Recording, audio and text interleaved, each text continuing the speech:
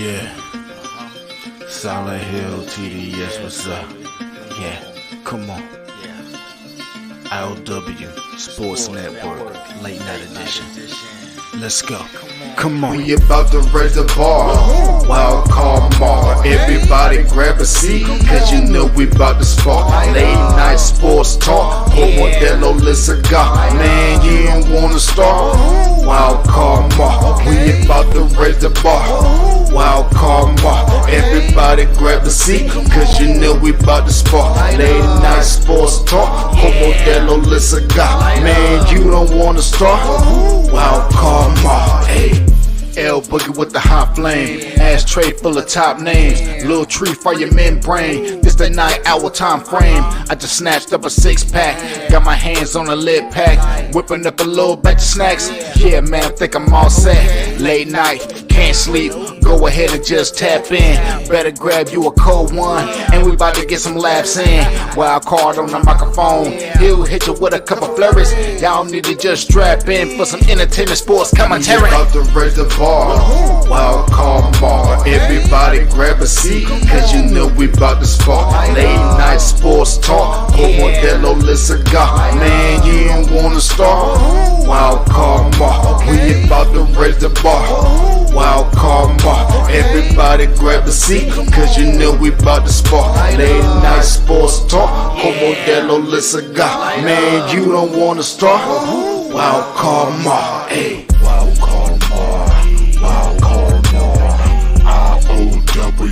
late night sports. Wild card mar, wild card mar, I.O.W.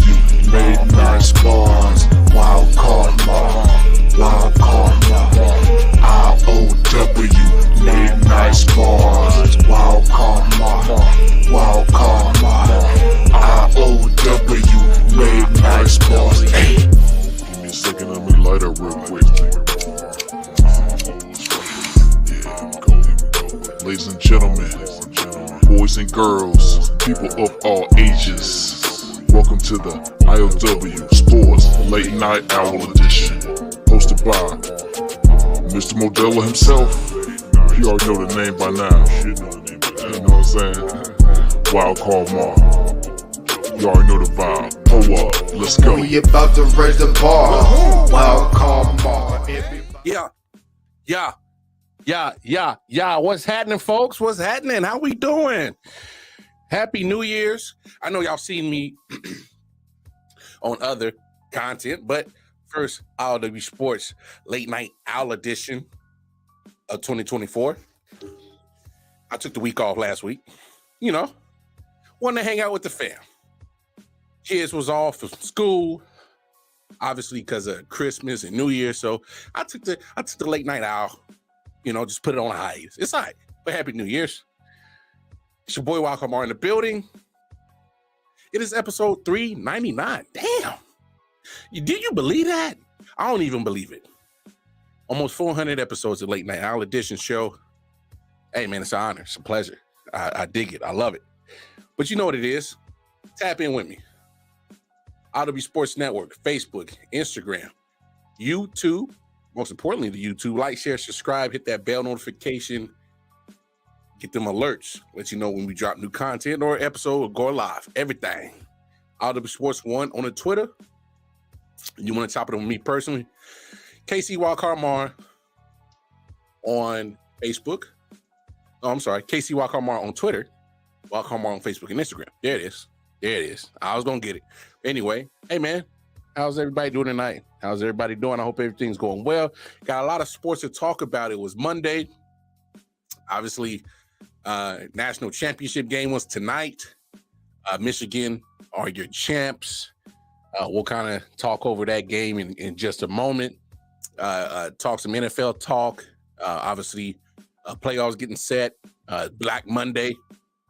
The doomsday for the end of the season. A lot of coaches getting fired.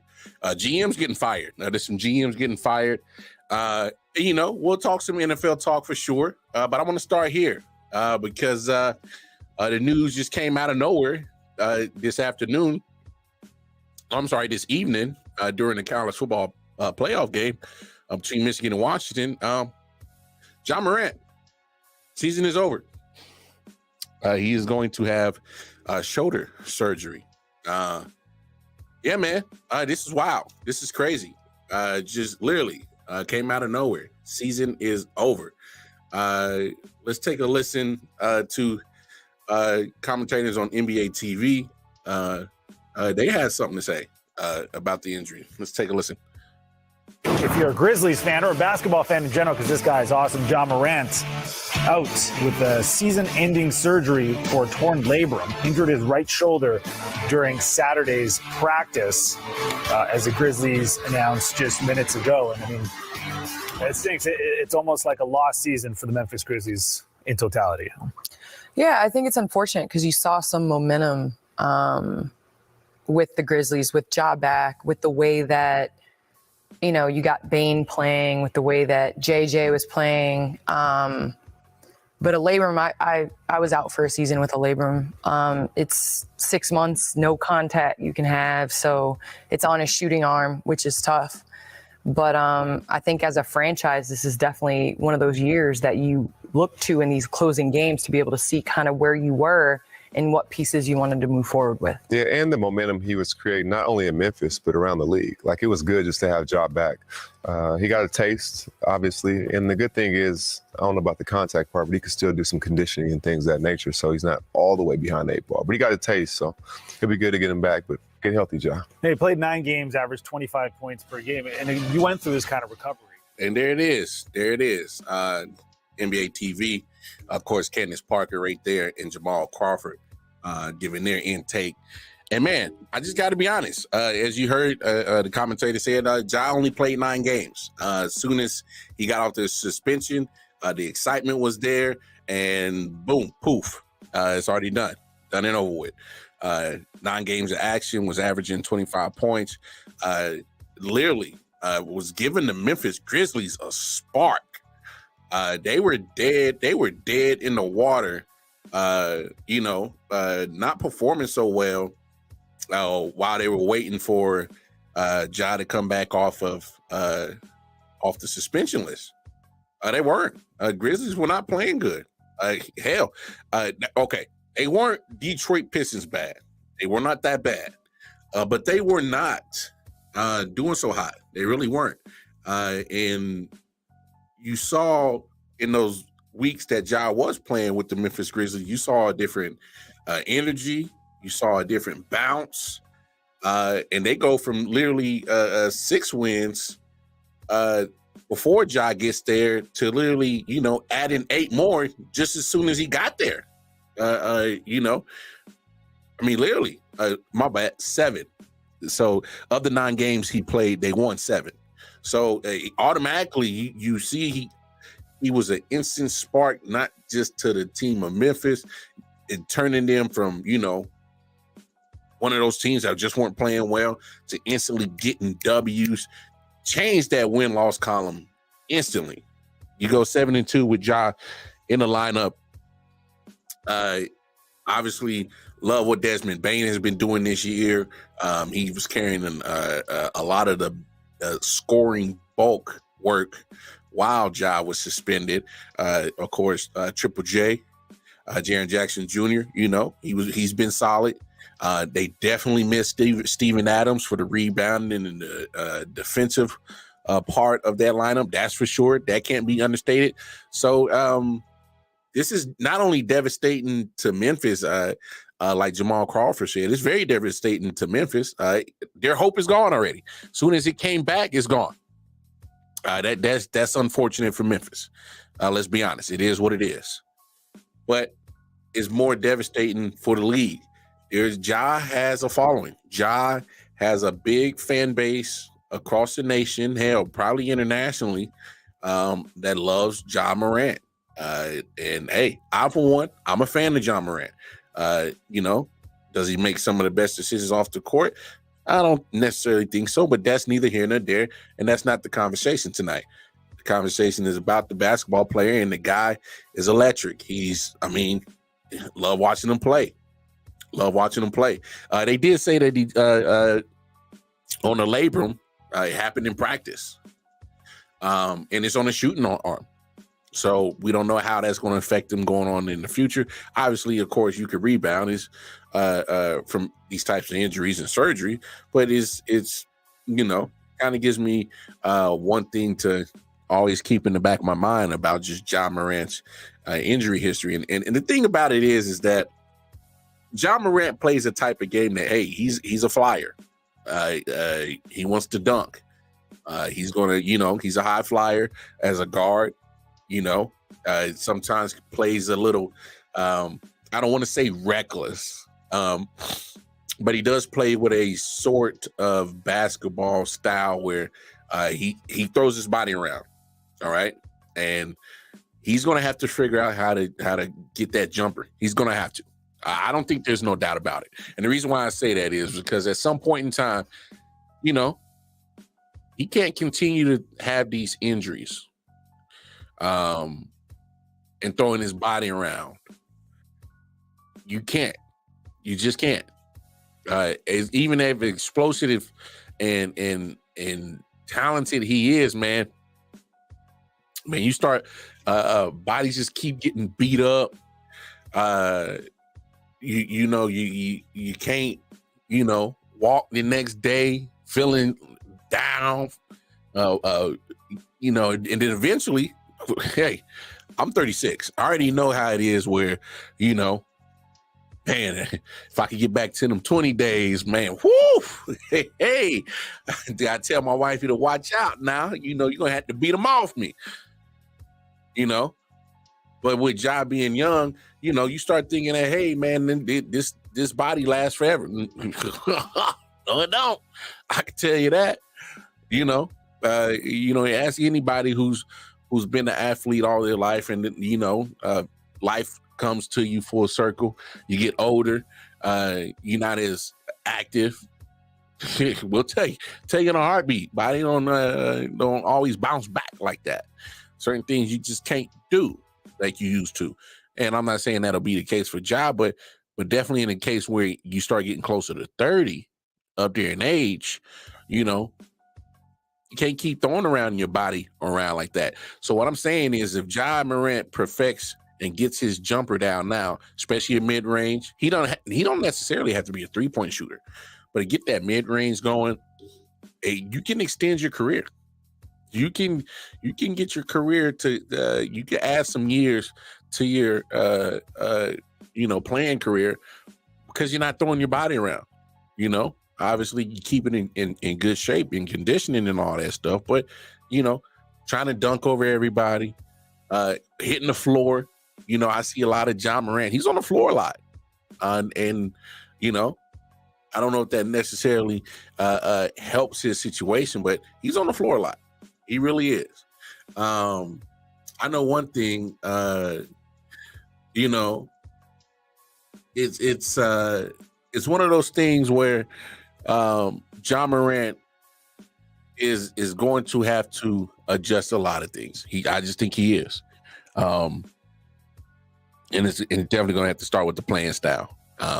Obviously, there's no 100% details on did he fall, what happened, did somebody bump into it, to his shoulder, the labor and the tear.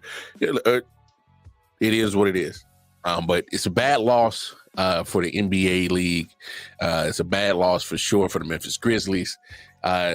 Whatever hopes and dreams and aspirations that they had, man, woo, flush the toilet.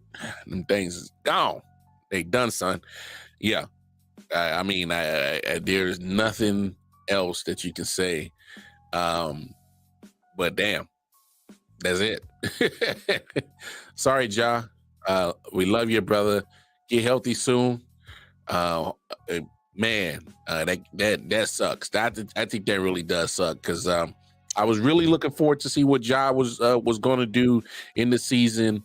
Although he missed the 25 games and wasn't going to be eligible for any type of awards or anything, individual awards, that is, MVP, whatever.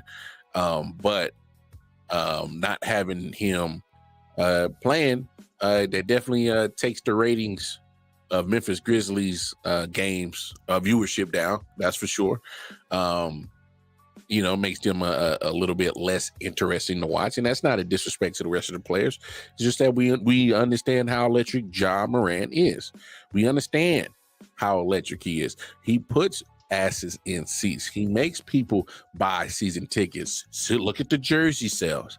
When you got a big ticket like that, no pun intended, shout out KG. When you got a big ticket like that in Ja Morant, you want them on the court. I mean, that's just plain and simple.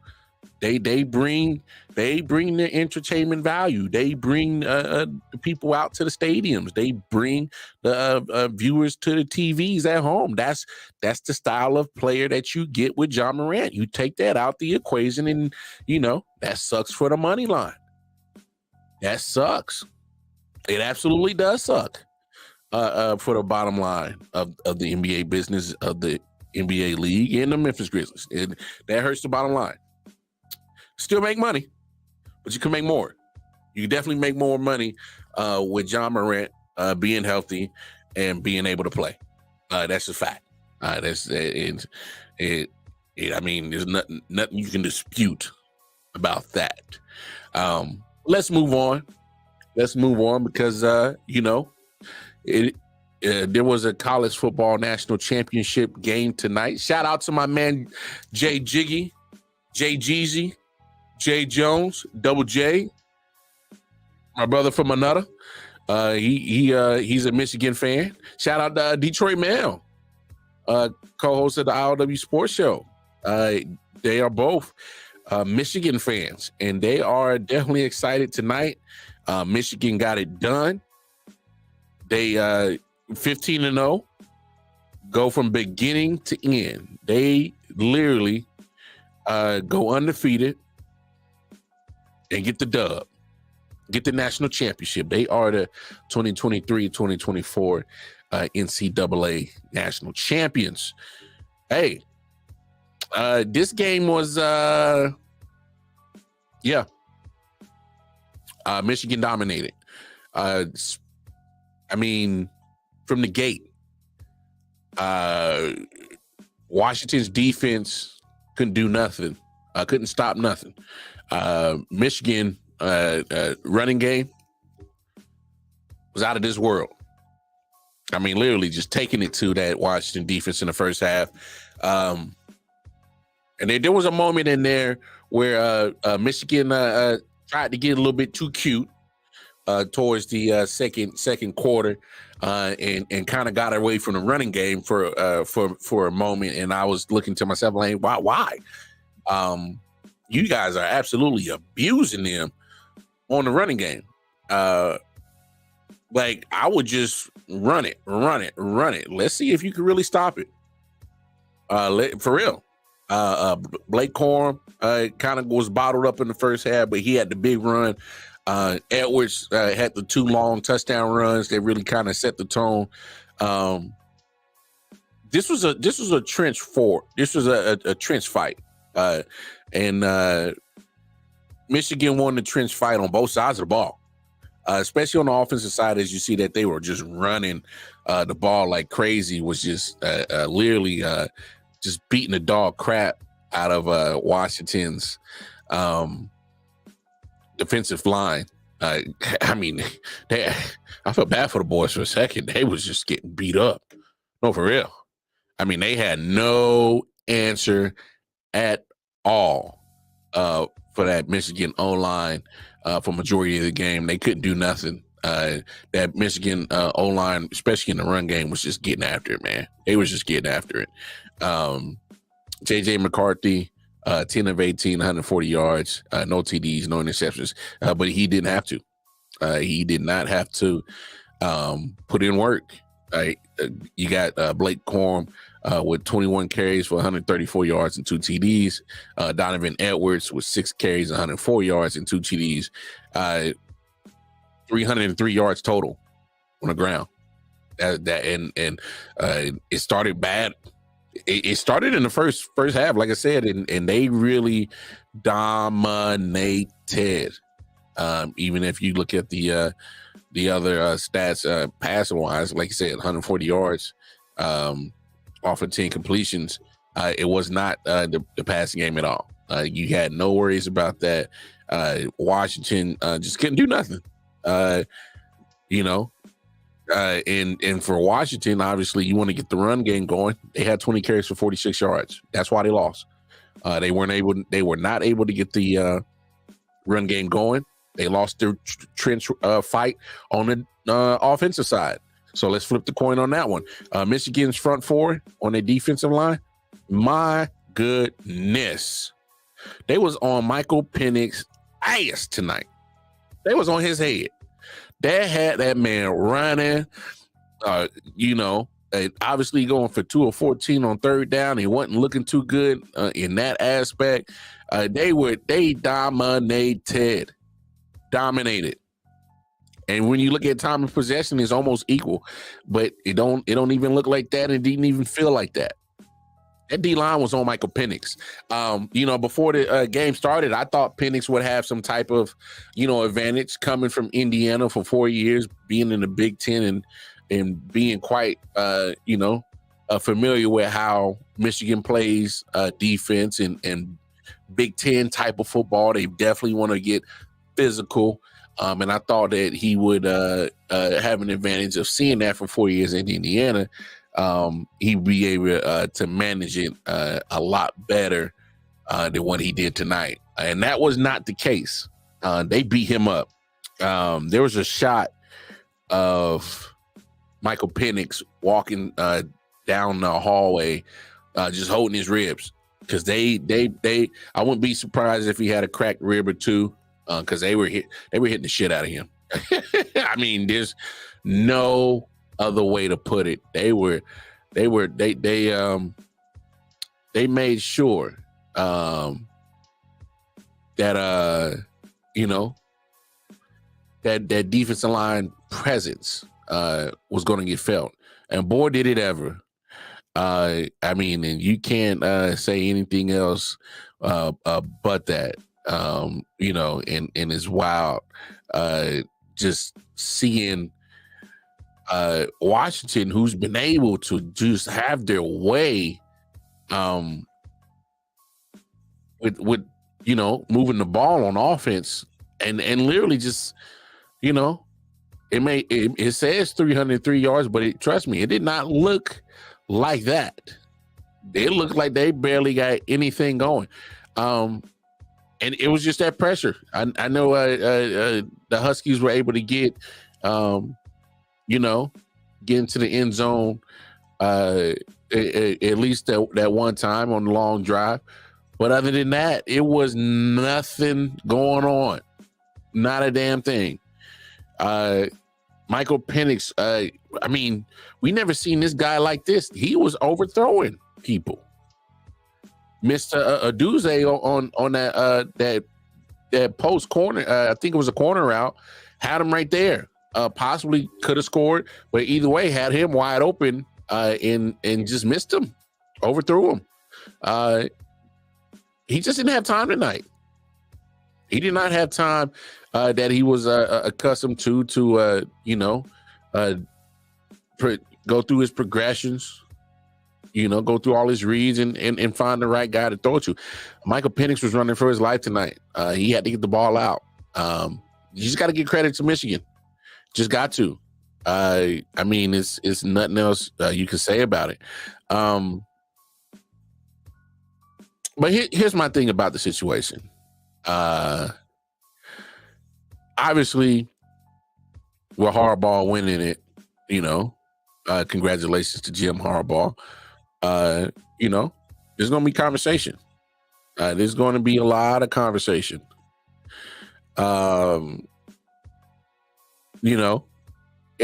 only about his future, with the university, possibly making a jump back to the NFL, but one of those things is what should I say? You still also got to think about the open investigation with the things that he's being investigated for, sign stealing, quote unquote cheating scandal.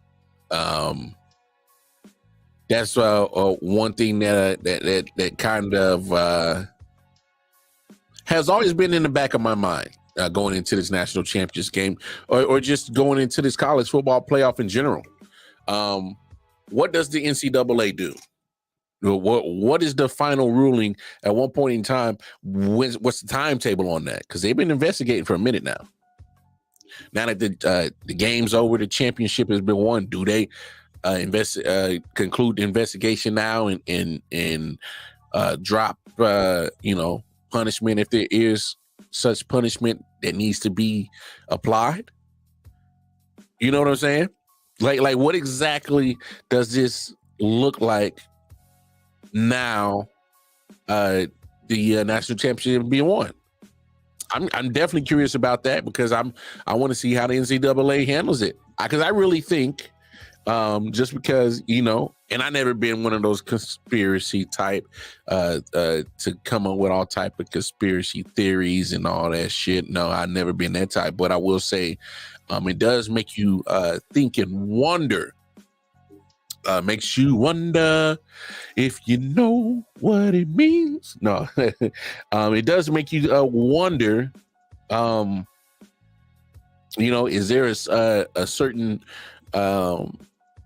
people in the NCAA or the Big Ten or in other personalities that want Harbaugh out of there? I can honestly just seeing the way the kind of things going down this year, I can make a case that, hey man, they don't like him.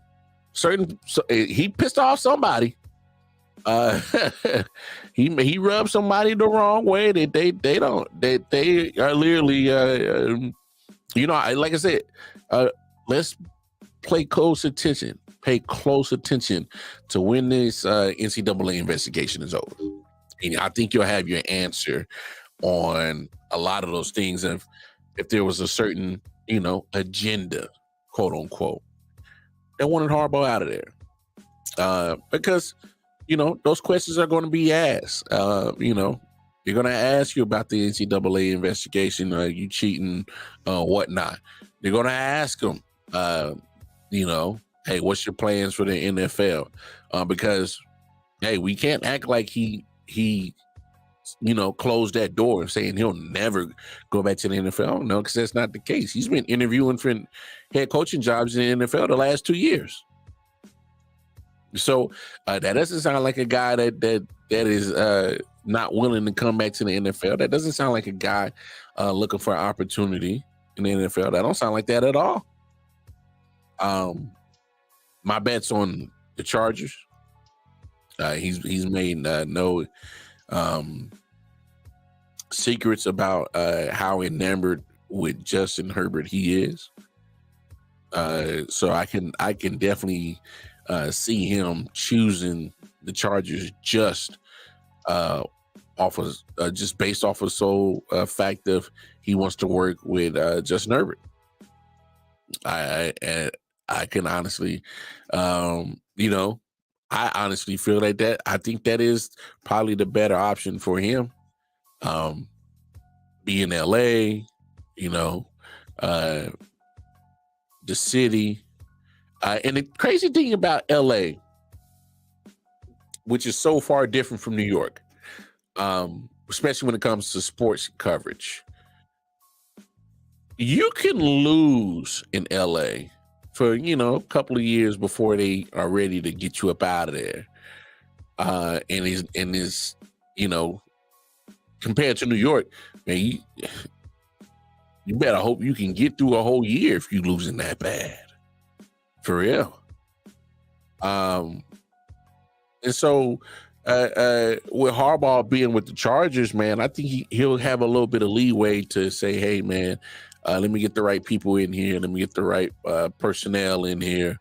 Let me get the right football minds around me when it comes to GM and, scouting team, personnel, decision type people. Let me get the right people.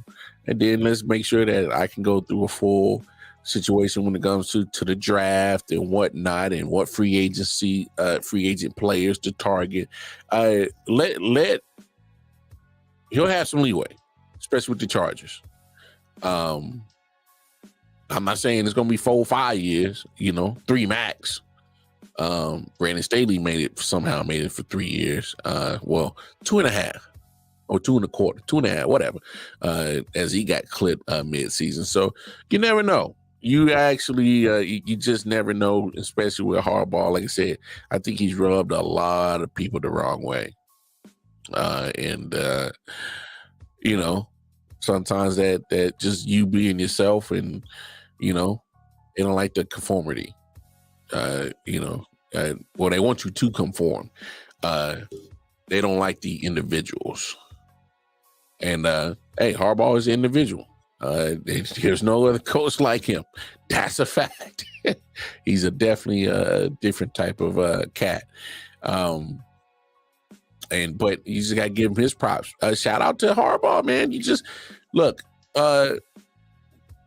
He's been known as a coach to turn around some programs.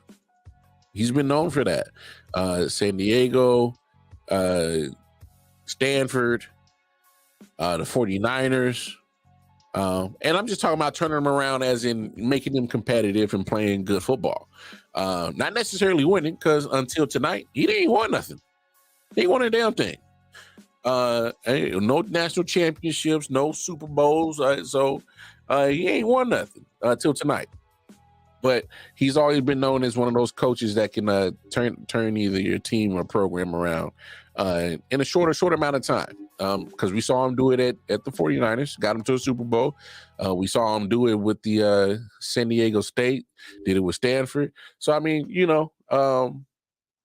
he obviously he loves being on that side of the coast, If you look at all his jobs besides Michigan, he's an alum from Michigan, Stanford, California, San Diego State, California. What's the other team? 49ers, obviously, San Francisco, California. So he's majority of his coach jobs been on that coast. Hey, it's easy to connect the dots on that aspect, in my opinion. So, I think he takes a coach job. Yeah, I definitely think Jim Harbaugh takes that coach job, and that's even after winning this national championship tonight. I just don't see him staying too much longer. Like I said earlier, hey man, that NCAA investigation, watch it wrap up real soon. Watch it wrap up real quick. It's like, oh, let's go get him. He won a national championship. Hey, yeah, you won the national championship. We'll let the players, have fun with it and then we're going to find a way to strip you. We're going to come and conclude and say the investigation shows that you knew you had something to do with it. But either way, he's going to be up out of there. And if that's the case, he won't be the person getting punished, because they'll end up punishing the university, which in hand punishes the kids. I hope it doesn't go down like that. I hope that Harbaugh is able to go back to the NFL on his own terms, not because of facing suspension again, facing, scholarships getting taken, affecting the kids. That's the main thing that I'm hoping that doesn't happen. Don't let this investigation affect the kids. If you're gonna move on to the NFL, Jim Harbaugh, by all means, hey, show your love to the players, show your appreciation for what they did, going 15-0, winning a national championship, because that's the last thing we've been needing from you, Jim Harbaugh. Because you can't just keep stacking up wins against Ohio State. You got 3 in a row after it took you a minute to beat them. You got 3 in a row against Ohio State. And then every time we see you in a college football playoff game, whoop, getting walked. So the fact that, you beat Alabama this year, hey, you handle business. You win tonight in dominant fashion, because you were the dominant team. You controlled the flow of that game. You were the more dominant, the more physical team. There's no buts, ifs, or buts about it. That's just the fact of the matter is you guys were there. So, what's up, O? That's my man, O, Ball and Buzz Sports and Entertainment. Because LFG, y'all know what that means. Don't forget he started his coaching career as a QB coach for the Raiders in 2002. Yes, I forgot about that. I did forget about that. So look, the Raiders, I think, were in Oakland at that time. So again, California is another thing. I'm trying to tell you that Chargers job looking real nice for your boy. He's looking real nice. I mean, he's already in love with Herbert. Loves California, apparently. I'm telling you, connect those dots. It's just a matter of time. I know he loves his alma mater, but damn it, it's Michigan. It's cold. Right now, it's cold. Come on. It doesn't rain in Southern California. Yeah, you can get to LA, Jim. I would. Palm trees. I know you married, but hell, you could look. Some beautiful women out there. You could look. Just can't touch. There's always something to do in LA. Take wifey out, for that punishment of looking at the mother beautiful honeys in California. So, take her out, let her see a show. You ain't too far from Vegas. That's a quick plane ride to Vegas, catch a show or whatever, get the casinos up. So, I mean, look, all I'm asking Jim Harbaugh is don't do nothing shady to the babies. Don't leave Michigan in a sour note. You getting suspended. You getting suspended. You leaving, and then school gets sanctioned because of all this investigation and drama crap. That's all I ask. Is don't leave the babies to hold the bag for what happened under your management and watchful eyes as the head coach. And anything going bad under your tenure. Because whether you could say, oh, I didn't know my assistant was over there buying tickets to opponent games and, recording this, recording that. Yeah, it's going to be very hard to, sway people from not thinking that you didn't have no idea. I mean, I don't, come on, man. You are the head football coach, and especially in college football, you are so I don't want to say dictatorship, but damn it's not a democracy. That's for damn sure. So, especially a head coach at a big time university, man, that man has a lot of power, and should know just about everything of every in and out of his program. He should, especially in these big schools that, trust me, they got finances to make sure that the coach knows everything about each and every player. He knows they got in trouble before they do. He knows them kids has gotten in trouble before the crows get up and holler that it's a new day started. No, these universities, they make sure that their coach knows everything. So that's all I ask from you, Harbaugh, is I got a feeling you're gone, but just be, don't let the kids in Michigan in the football program suffer holding the bag for anything that came down under your tenure. That's all I ask before you move on. And speaking of move on, NFL regular season is over. Where did the time go? Damn. The year just flew by. And boy, you already know, especially first that Monday after the last day of the last game, hell, one team didn't even wait. They waited about 4 minutes in to Monday 12 a.m. It was 12:04. Matter of fact, it was 12:04 Eastern Standard Time Monday morning. And I got the alert. Arthur Smith fired from the Atlanta Falcons. Look, yeah, I said it on the Day Show. I said it on any other show. I went. Whatever content I'm dropping content at, I've said it a million times, and I say it again. He deserved that firing. Matter of fact, I would have fired Arthur Smith. I probably wouldn't even give him this year. I'm being serious. Because how do you, as a head coach, who's supposed to be, you was an offensive coordinator. That's what you were so good at that, quote unquote, in Tennessee. That's what got you the job in Atlanta. Your offensive acumen, right? How the hell you go in the top 10 3 years in the draft under your tenure? You get Kyle Pitts, Drake London, and B. John Robinson, and for some reason, all three of them boys was on the back of a milk box, on the back of a milk carton, missing. B. John Robinson was lighting it up the first few weeks in the NFL.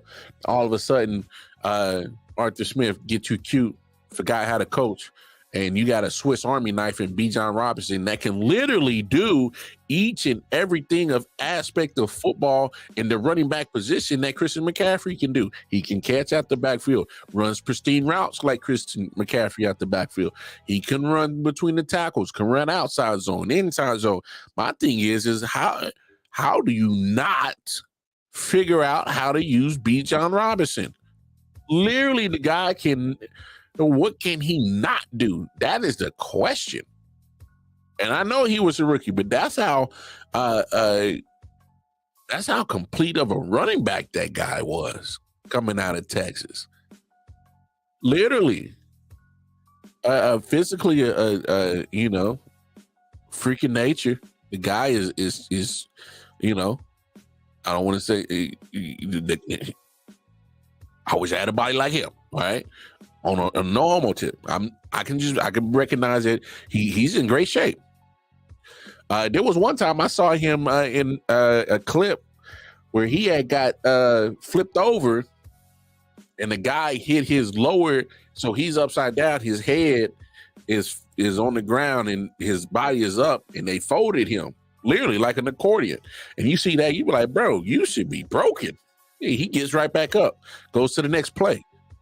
How does another physical specimen like Kyle Pitts all of a sudden, we don't know how to use him? You don't know how to use Kyle Pitts? You don't know how to use Drake London, who's what, 6'2", 6'3"? I mean, come on. Are we forgetting that the average height of a defensive back in the NFL is 5'10", 5'11"? And you got corners 6'2", 6'3", a wide receiver in Drake London, and you don't know how to use him? So some of that fault, he did it on his own, sabotaged his own damn self. So I got no sympathy for Arthur Smith. Matter of fact, I had no sympathy for you over there hooting and hollering at the Saints. What y'all doing scoring late? What the fuck is that? It ain't gonna matter. You still up out of there. Still got up out of there. Matter of fact,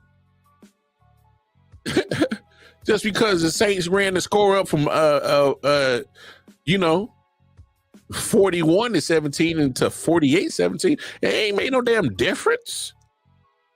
Not a damn difference. Not a lick of it. Your ass was grass anyway. You was up out of there. But let's be honest, it ain't all him. They got a quarterback problem down there too in Atlanta. Got to fix that. So hire your coach first, Atlanta. Hire your coach first, then go get you a quarterback. But I think you had to do both. You had to get rid of Arthur Smith. Now you got to get your quarterback. You cannot continue. Look, Desmond Ridder, I'm not saying that he can't play in the NFL. That's not what I'm saying. He is a backup. He's a backup. because you got him in the 4th or 5th round anyway. And of course, we know of certain stories of quarterbacks who don't go in the 1st round, end up having, you know, solid careers. I mean, obviously, Tom Brady. We know what round he was drafted in. We know what he's done. So you don't have to be in the 1st round to make it as a quarterback. No. What I'm saying is that Desmond Ridder had backup written all over him. The moment he declared for the draft, I'm like, yeah, this motherfucker backup, bro. Yeah, you a backup. You ain't no starter. And Arthur Smith thought it was a bright idea to go get Marcus Mariota, treated him badly, and hey, let's go get Desmond Ridder. You tried it last year, failed. You tried it this year, failed. I don't understand how the hell you ever was any good at offensive coordinator. There's no way. You handpicked this guy. Come on, man. You deserve to get fired. That's on you, pimp. That was all on Arthur Smith. Arthur Smith screwed Arthur Smith. You hear me? Arthur Smith screwed Arthur Smith. That's it. Point blank, period. I mean, it is this, you know, you want to blame somebody? Look no further, Arthur. Look no further. So I mean that's just what it is, man. But I will say this: there's obviously Ron Rivera. He out of there. I mean, we saw that coming, didn't we? Yeah, we saw that coming. You know, and I'm not trying to be funny. You know, I know he came in with had the cancer situation. They rallied around Ron. They loved him for it. Yeah. They say, hey man, yeah, man, we may have loved you and supported you. But your ass gotta go. You losing too much football games. And he was. He got the same issue. You got weapons on your offensive side that, you know, you can get the ball to him, but you can't get it to him on a consistent basis. Fact of the matter is they tried the Taylor Heineke, I can't remember his name. Heineke. They tried the Heineke route. It wasn't sustainable. He's a backup. You go get Jacoby Brissett this year after, you know, you had backups on backups. And hey, Sam Howell, I think the arm talent is there. You know what the problem is with him? Like most quarterbacks, they think their arm talent can get them out of so much trouble. That's not the case. Got to make better reads because we've seen some good stuff from Sam Howell this year. I mean, we also seen some, what's this motherfucker thinking? Moments from him too, right? And he needs to sit. And I'm not saying not have another chance to play. No, he just needs to sit and get the nuances of playing quarterback in the National Football League down. That's what he needs. He needs a veteran that's going to come in there and kind of help mold his game. Say what you want. Patrick Mahomes did it. He's never been shy to say, hey, man, Alex Smith was a great teacher and mentor for me. He taught me a lot about the game of football in the NFL. Hey, go get you a veteran quarterback that's been solid for majority of his career, and get him into Washington. And I'm just saying, man. I'm just saying. You never know. But yeah, it had to go for Ron. And I'm gonna play this clip because obviously they announced Ron getting fired, but it's some things that if you really listen to it, there's some things that you're like, what happened with this guy? Anyway, let's take a listen. WTOP's Rob Woodfork. Rob. Well, the timeline is Harris fired Ron Rivera early this morning. He would then address the team. He then spoke to the media, as you said, last hour. And the takeaway is Harris is undergoing a thorough search for a head of football operations in addition to a head coach, and he's going to do it likely in that order. He is commissioned former Vikings general manager Rick Spielman and former Golden State Warriors GM Bob Myers to help lead that search, which is already underway. The team has reportedly requested to speak to some familiar names. The GM search starting with assistant GMs Adam Peters in San Francisco, Mike Borgonzi in Kansas City, and my personal favorite, Ian Cunningham in Chicago. I named him as a solid option in my column on WTOP.com. The coaching search includes Rams defensive coordinator and former Washington assistant Raheem Morris, who was on that 2013 staff that it seems like every football broadcast wants to remind us had at least 5 future head coaches on it. Ravens assistant Anthony Weaver also has a request out. So it's going to be an interesting process. He said this is a very desirable job. And so it's going to be an interesting couple of weeks coming up here for the Commanders. WTOP's Rob Woodford. So, reason why I played that clip is those who are, in the loop down there in Washington. I didn't hear Eric Bieniemy's name. A guy that you already got in-house.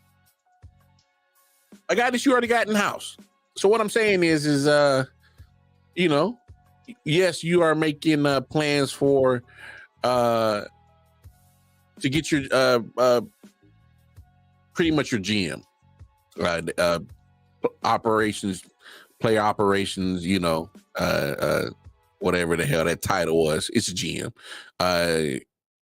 You're in charge of player personnel or who you get in, trades, free agents, all that shit. That's GM. All right.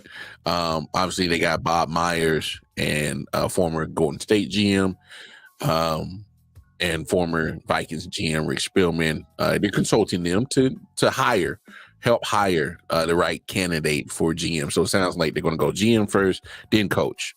So I would keep an eye out open for that, of who they actually hire as general manager. Now, if they get the guy from Kansas City, like they said, has ties, has familiarity with Eric Bieniemy, that might be his shoe in or his way into a head coaching job. Just might be. It's something like that makes total sense. It makes a lot of sense. Me personally, now that you got Ron out of there, I just thought it was an automatic shoe in that Eric Bieniemy gets that job. Thank you, O. Yeah, director of player operations. Yeah. I just think Eric Bieniemy should get that job. Not because he's deserving of it. I'm just saying that he makes the best candidate because he's been there, done that. Won Super Bowls as an offensive coordinator. He's trying to instill a winning culture in Washington, which they need. Let's not act like, with this new management team of Josh Harris and Magic Johnson, that they don't, if y'all remember and go look at the clips of Magic Johnson talking, he's made it point and clear. I'm not putting my name on something that's going to suck. I want to win. This is a mind frame. Matter of fact, he had the whole staff of the not just the players, but he had like the security, the lunch crew. He had the groundskeeping crew. Had them all in the room. Told them what the standard was and what they expect. He was talking to them like they was playing on the football team and said, "Hey man, this is an organization. We new regime. We gonna make the work environment cool for y'all, but we setting the standard. Whatever job that you are have under this Washington football team, whatever your occupation is under the Washington football or the Commanders name, we want you to be the best at it. If you're picking up trash, we want you to be the best trash picker upper. You do sanitation engineering, the fancy way to say you a janitor, we want you to be the best one. Grounds crew, chef, whatever it is that they made it clear that they are trying to clean out that loser mentality that's been in Washington for quite a long time. And it had to go with Ron. Hey, likable. I love Ron. Likable guy. But hey, man, you had a little moment there. It looked good, like you had the team going in the right direction. And now, for the last few years, it just don't.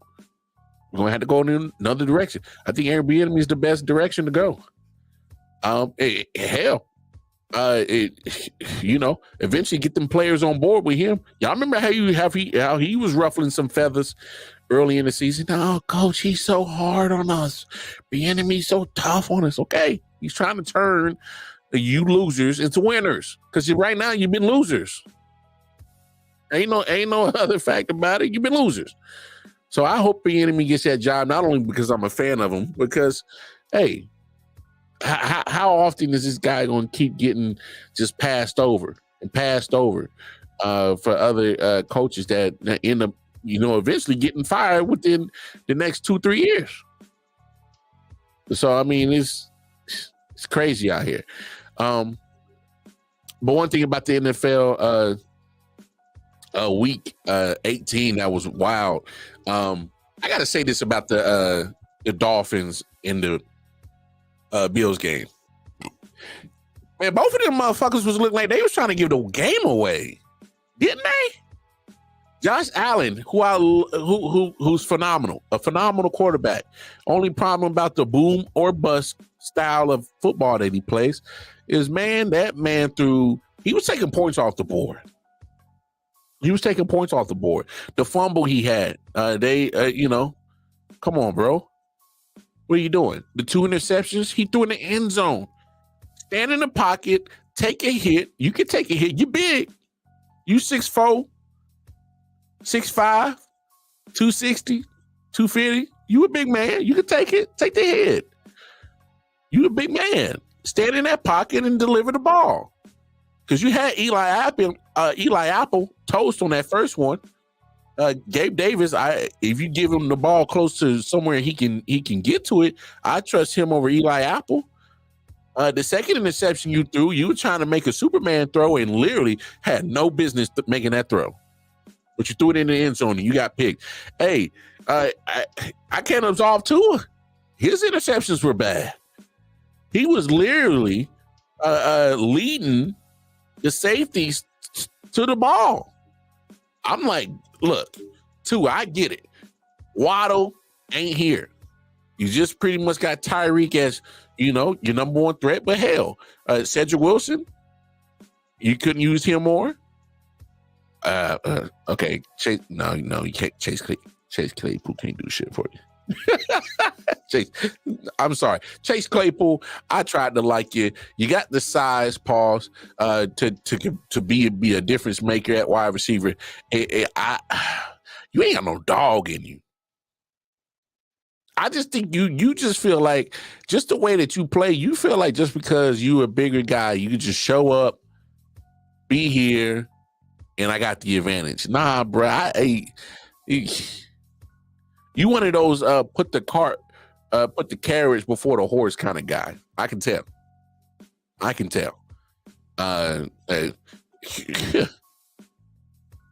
Mike Tomlin didn't want you. You get to Chicago. It's so bad with Chase Claypool. Chicago, who's been a trash organization, don't want your ass. You ponder on that shit. Ponder on that.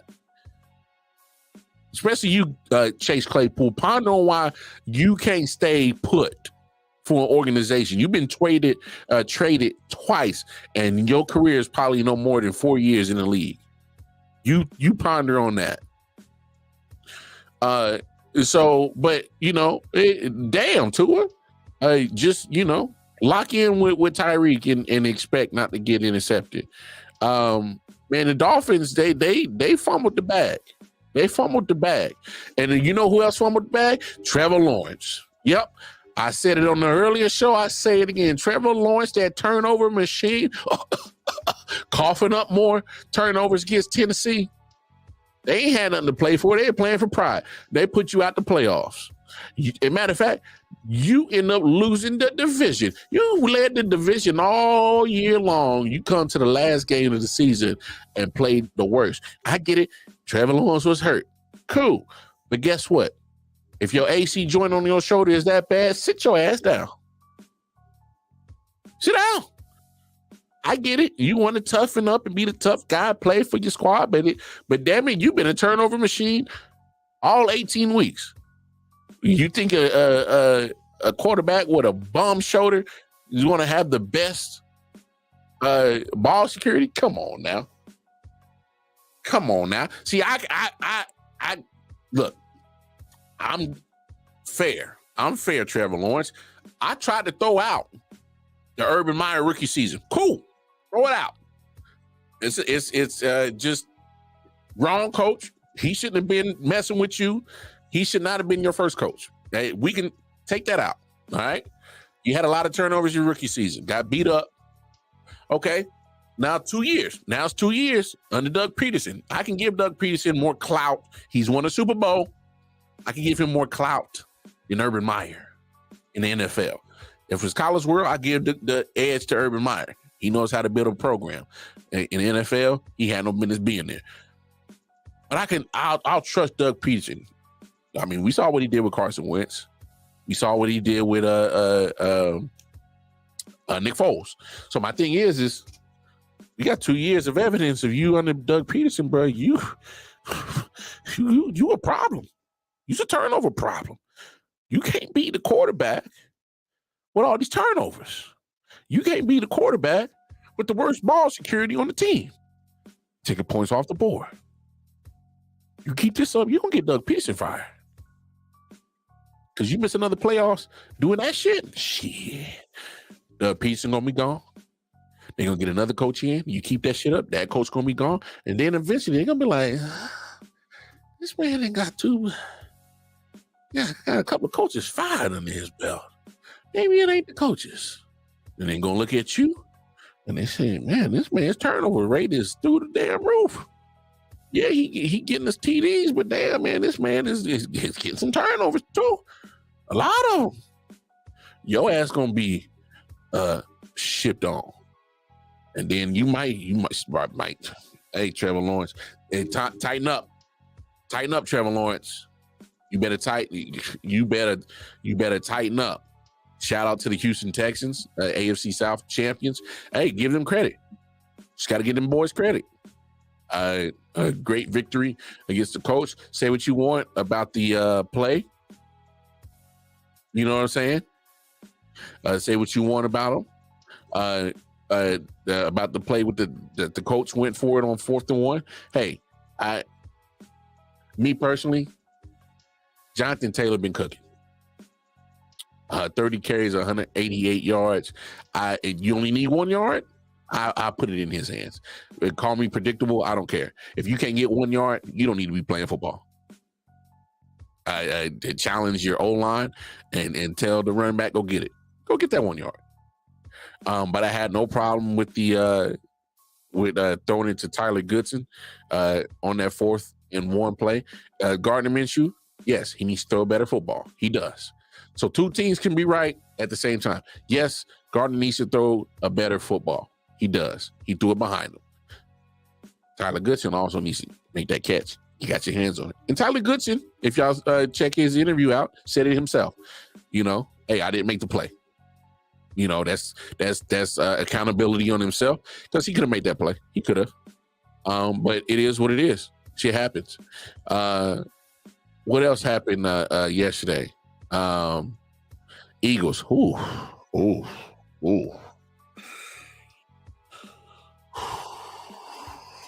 Damn. I gotta say this. Now, Eagles, I gave y'all a little benefit of the doubt. I seen your schedule. Y'all schedule was murderer's row. All right. You know, boy, y'all had some tough games in there.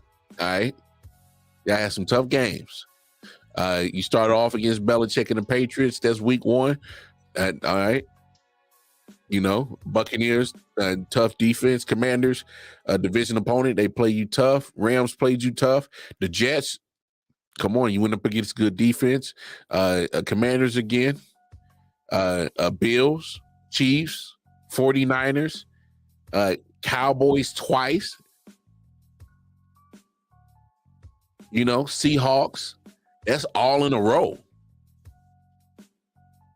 So Cowboys, Chiefs, Bills, Niners, Cowboys, Seahawks. That was all in a row.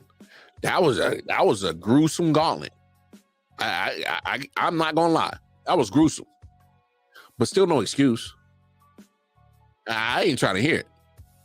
Y'all just made the Super Bowl last year. Yeah, y'all ain't looking like y'all damn sure ain't looking like y'all gonna make it this year, but still. Y'all defending NFC champions. And the fact that, you know, you're going to get first place schedule. You're going to play some of the best teams in the NFL. That's part of the course. But damn it. Whew. Boy, y'all don't look good. Y'all look terrible going into this playoffs. Losing to the Cardinals? Losing to the Giants, and hey, Eagles fans, I ain't trying to hear no excuses. Y'all sent y'all starters out there. They played pretty much the first half. They was getting dog walked in the first half. I ain't trying to hear that shit. Eagles look like straight booty juice against the Giants yesterday. Look like booty juice against the Cardinals the week before. I don't know if I'm ready to take the Buccaneers in that game.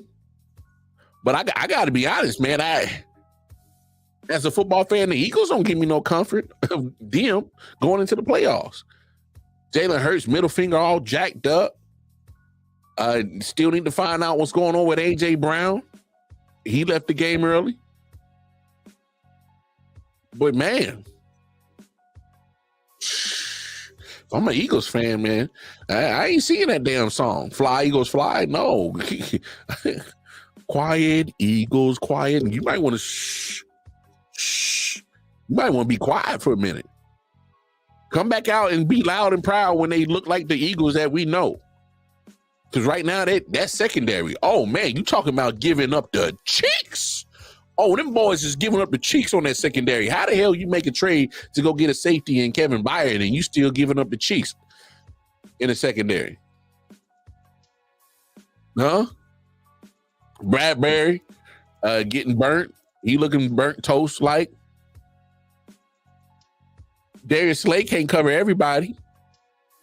I mean, that Eagles secondary is woof. But it goes to show you, hey, that defense, that front seven, they are not getting the same amount of sacks they did last year. They not. Offense, Jalen Hurts, he's turned into a turnover machine. He's turned into a turnover machine. He's tied. Well, I don't think he's tied, but he's up there with Josh Allen. Trevor Lawrence ain't too far neither. Them turnovers is getting up there with Jalen Hurts. I don't know what's up with him, but the Eagles, they just don't look good. They don't look good. So going into these NFL playoffs, I'll make my final predictions of Wild Card Weekend on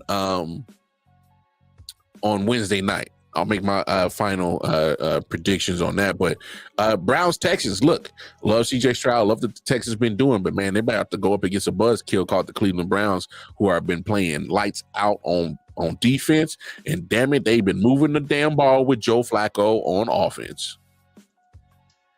Boy, have they been moving the ball on offense. Texans got a real tall order on it. They got a job. It's gonna be a rough one for the Texans. It's not impossible, because if there's anything about CJ Stroud, he has shown that he ain't never scared. That's your rookie of the year. Believe that. And coach of the year too, and DeMeco Ryans. If not him, Stefanski. Matter of fact, this is the coach of the year game right there. Whoever wins this one between Kevin Stefanski and D'Amico Ryans, that's your coach of the year. Because both of those are, for me, at the top of the list of coach of the year. You got to love what they did. You got to love that. Smitty, what's happening with you, man? He said next time the Jets play ball, Rodgers will be at the helm. Can't fucking wait. Well, that's all well and fine, Smitty. That you guys get Aaron Rodgers another year older. That's fine. He still got arm talent. Get an offensive line, and you can have him for 17 games. All right? You get the online. Get the online, and you can have our Aaron Rodgers for 17 games. All right? Got to fix it. Got to fix it. Chiefs, Dolphins. Woo! Look, obviously, I'm not going to make my prediction on the game, but I'm going to say this. Don't be surprised if it's another repeat performance of when they were in Germany. Bags and their defense, they're going to be physical with Tyreek. See if Jalen Waddle can play. If he plays, they're going to be physical with him. And try to shut the running game down. You can't get A-Chain and Mostert going. That'll open up everything else. Disrupt the timing against Tua, and you got it. But I also do not like the way that the Dolphins have been looking. We already know about the Dolphins, man. I know a lot of people saying, that's a coincidence. They're 1-5 against teams with a winning record. No, that ain't coincidence. That's a trend. 1, all right, okay. 2, you got to start side-eyeing. 3 or more, that's a trend. You got 5 losses against teams way above 500. Yeah. Fraudulent. You ain't hearing from me. Hey, men lie, women lie. Numbers don't. And they damn sure look at the numbers with Tua in games below, I think it was 40 degrees. Well, guess what it's going to be on Saturday in Kansas City? Matter of fact, it's snowing right now in Kansas City. It's going to be cold. I'm talking about colder than a polar bear's testicle. That's how cold it's going to be. And I'm talking about the polar bears in the Antarctica. You know how cold that shit is. Cold. That's how cold it's going to be. Well, I'm exaggerating, but it's gonna be single digits. Add the wind chill, it's probably gonna be negative something, -2, -3. It's gonna be cold Saturday night. And think about that night. It's a night game. Ooh. Good luck, Dolphins. No, I don't wish you good luck. You see who I'm repping. Come on. Steelers and Bills. Man, what the hell are Steelers doing in this playoffs? Can somebody tell me that? Is this some kind of Mike Tomlin magic that he got that only he has in his powers? Because how the hell are the Pittsburgh Steelers in the damn playoffs? I mean, offense has been come on, man. You talking about literally offense has been erratic all season. Literally. It was trash with Kenny Pickett, small hands Pickett. Put Trubisky in there. I don't know what the hell they was thinking with that one. And all of a sudden, Mason Rudolph is on the, he's on his last tour or something. I don't know. Hey, what's up with this guy? All of a sudden, they start averaging 30-plus points with Mason Rudolph. The same dude that got bopped in the head with a helmet? Myles Garrett, that guy? Oh, that's wild. But they're going up against probably one of the hottest teams in the league, Buffalo. And, hey, Bills Mafia, I'm not a fool. I'm not stubborn. I'm okay. I'm okay to sit here and admit, hey, I owe you guys an apology. Bills, I owe you an apology. I said you guys were done. Dead in the dirt. Y'all not making the playoffs. Here you are. You're the 2 seed. I can't be right about everything, right? It's all good. But no, that shows how how a team like that can come together and jump over some hurdles together as a team, and next thing you know, they AFC East champs. Yeah. My bad. I'm sorry, y'all. Packers Cowboys. This is an interesting game right here. Reason why it's interesting is because obviously the Cowboys are the better team. They really are. Talent, yes. It's the coaching that I'm worried about. I gotta be honest. What foolishness is Mike McCarthy gonna pull in this game? He's like, the team I took to the Super Bowl and won with it. I'm coaching against them, and I want my revenge because they fired me. No, chill out, because that's when you start getting too cute, start doing that weird shit, forget how to manage the clock, and then next thing you know, we're gonna have to put another "we told you so" in the ever vicious cycle of being a Cowboys fan. Because right now you're right here, Cowboys fan, and it right there that says we're playoff bound. We might be out of here by second round. That's where you at in that vicious cycle. So, look, Cowboys should take care of business, but all I'm saying is don't be surprised. Green Bay wins it. That's all I'm saying. Rams Lions, the Matthew Stafford Bowl. If I'm the Lions, I'm kind of worried about this game. Puka Nacua, obviously, if it wasn't for CJ Stroud, he'd easily be Rookie of the Year, Offensive Rookie of the Year. You got him, Cooper Kupp, Kyren Williams in the back field, who's been running like a crazed animal, been looking good too. Matthew Stafford found a little fountain of youth, and he was flinging that rock. I did not expect this from the Rams. They're 10-7. I did not expect 10 wins from the I was about to call them St. Louis, the Los Angeles Rams. I didn't expect that. But yeah, here they are. And Detroit better watch out, because that defense has kind of been shaky against the pass, and you do not want to face a hot Matthew Stafford with the weapons he has at disposal between Puka Nacua and Cooper Kupp. That is not something you want. I got the Lions on upset alert. I don't think that'll happen, but I got them on alert, because you can't be playing bad secondary against an arm talent of Matthew Stafford. All right, he'll make you pay. And then of course, Eagles Buccaneers. Kind of alluded to it earlier. I don't know how I'm feeling about the Eagles, bro. I really don't. But at the same time, they're going against Baker Mayfield, which, to his credit, has played well this season. Played well. I'm just waiting for Cleveland Brown. I got a feeling Cleveland Brown, Baker Mayfield is going to show up in this game. I just got a gut feeling. I can't explain it. It might happen. It just might. You never know. Because I've been waiting for the other shoe to drop on Baker all season, and he's been making me hold on to it. So maybe this is this time that the other shoe drops, and like, yeah, you're Baker Mayfield. Yeah. We'll see. Some interesting matchups, man, for Wild Card Weekend. I can't wait for it. It's gonna be dope. It's gonna be dope. Yeah, we're at that time of the year, folks. Man, playoff football. That's what it is. But we also come to that time of the show. I did a little overtime, about 18 minutes over, but it's all good.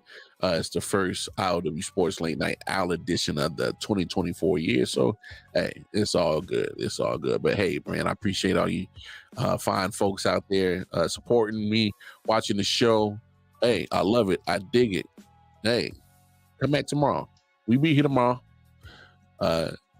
11 p.m. Central Time, midnight Eastern Time. So we'll be here. All right. Until then, man. Peace and love. Yeah.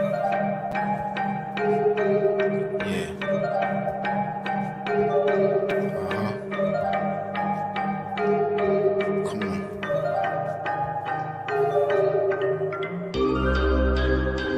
Silent Hill TD, yes. Hitchhikers.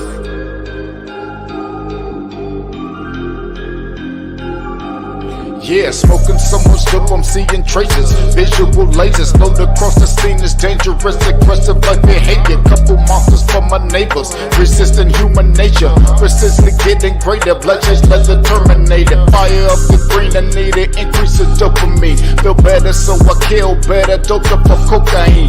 Roaming like I never had a home, so I'm all alone. Smoking bones down the chromosome till the filter's gone. Suffocating under heavy pressure, the signature marks are the cornerstone of a nigga that's ready to spark. Like the pathway through the treacherous, wonderful dark. Searching for a lost spark, curators of a lost art. Desperately holding shit together until it falls apart. Blood stuck to pulling the water, just waiting on the sharks. Love is the deadliest game, but I'll just massacre your heart. Tearing at your body, wondering how did we start? Fuck, Man, I think a nigga about to spaz out, cause I don't give a fuck no more when I'm down to my last night. Then I ran out of luck, feeling look down, about to pass out. Speeding down the highway in this challenge, afraid of God I won't crash out. Dump the ash out, give it all up, dump the cash out. Make every second count, I just wanna see that ass bounce. Bitch, what you talking about? Drop dead, they lead the party, nigga, watch your damn mouth. You don't wanna get me started. Go. Pedal to the metal, hit the floor. Flying through the city, and that's about to flow. Grab the main, grab a shit, get close. You already know how this can go, I'm about to